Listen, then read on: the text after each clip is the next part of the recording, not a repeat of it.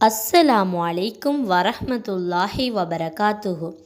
அறிந்ததும் அறியாததும் என்ற நிகழ்ச்சியினூடாக உங்களுடன் இணைந்து கொள்ளும் நான் ஹிக்மா பானு. நான் லாஸ்ட் வீடியோவில் ஒரு கொஷின் கேட்டிருந்தேன். அதுக்கான ஆன்சரை கொஞ்சம் பேர் கமெண்ட் பண்ணியும் கொஞ்சம் பேர் ப்ரைவேட்டாகவும் போட்டிருந்தீங்க.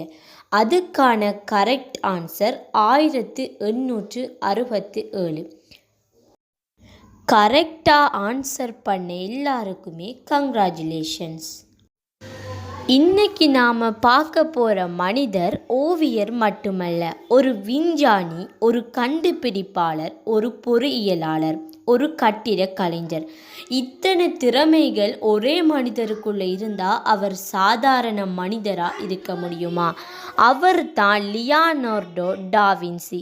இன்னைக்கு நாம் அவரோட வாழ்க்கை, அவரோட ஓவியங்கள், அவரோட அறிவியல் சிந்தனைகள் மற்றும் அவர் ஏன் இன்னைக்கு வர உலகின் மிகப்பெரிய மேதைன்னு அழைக்கப்படுறத ஃபுல்லாக இந்த வீடியோவில் பார்க்க போகிறோம். அண்ட் இந்த வீடியோ லாஸ்ட்டில் நான் ஒரு கேள்வி கேட்பேன்.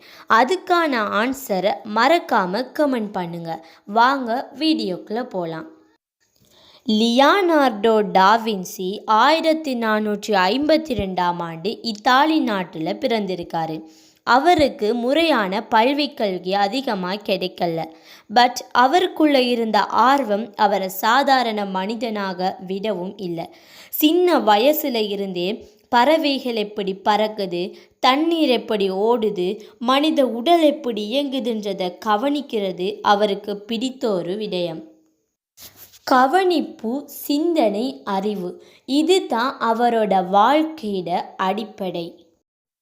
லியோனார்டோ டாவின்சி உலக புகழ் பெற்ற ஒரு ஓவியர்.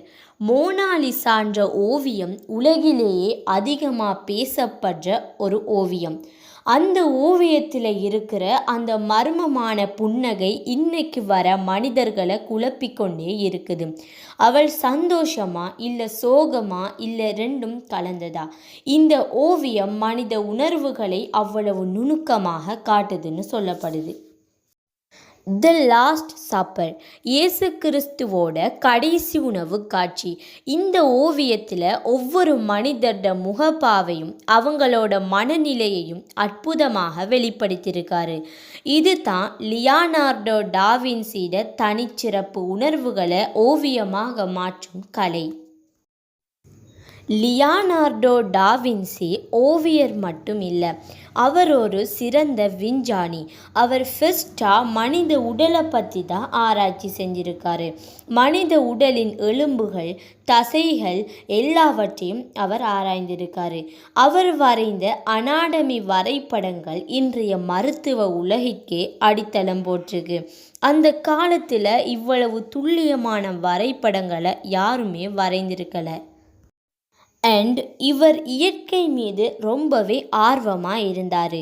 மரங்கள், செடிகள், நீரோட்டம், காற்றின் இயக்கம் எல்லாவற்றையுமே ஆராய்ந்திருக்காரு. இயற்கை தான் அவரோட மிகப்பெரிய ஆசிரியர்.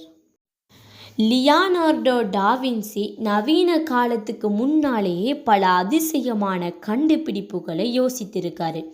முதலாவதாக பறக்கும் இயந்திரம், ஹெலிகாப்டர் போன்ற பறக்கும் இயந்திரங்கள் முதல் வரைபடம் லியோனார்டோ டாவின்சியோட நோட் புக்கில் இருந்திருக்குன்னு சொல்கிறாங்க. இரண்டாவதாக போர் இயந்திரங்கள், டாங்க், பாலங்கள், போர் கருவிகள் போன்ற பல யோசனைகள். பட் அந்த காலத்தில் அவற்றை உருவாக்க தொழில்நுட்பம் இல்லை. அதனால் பல கண்டுபிடிப்புகள் காகிதத்தில் மட்டுமே இருந்தது. லியோனார்டோ டாவின்சி எப்போதுமே ஒரு நோட் புக்கை தன்னோட வைத்திருப்பார். ஒரு யோசனை வந்தால் உடனே வரைஞ்சி அதை எழுதி வைப்பார். கற்றலை அவர் ஒருபோதும் நிறுத்தலை. அவர் சொன்ன ஒரு புகழ்பெற்ற கருத்து என்ன தெரியுமா? கற்றல் ஒருபோதும் மனிதனை சோர்வடைய செய்யாது. லியோனார்டோ டாவின்சி ஒரே ஒரு துறையில் மட்டும் சிறந்தவர் இல்லை. ஓவியம், அறிவியல், பொறியியல் எல்லாவற்றையும் ஒருங்கிணைத்த மனிதர். அதனால தான் இன்னைக்கும் அவர் பெயர் வரலாற்றில் தங்க எழுத்துக்களால் எழுதப்பட்டிருக்கு. லியோனார்டோ டாவின்சி நமக்கு சொல்கிற முக்கியமான வாழ்க்கை பாடம் என்னன்னா, ஆர்வத்தை விடாத, கற்றலை நிறுத்தாத, ஒரே திறமையில் சிக்கிக்கொள்ளாத, உங்களுக்குள்ளே இருக்கிற திறமையை உலகத்துக்கு காட்டுங்க.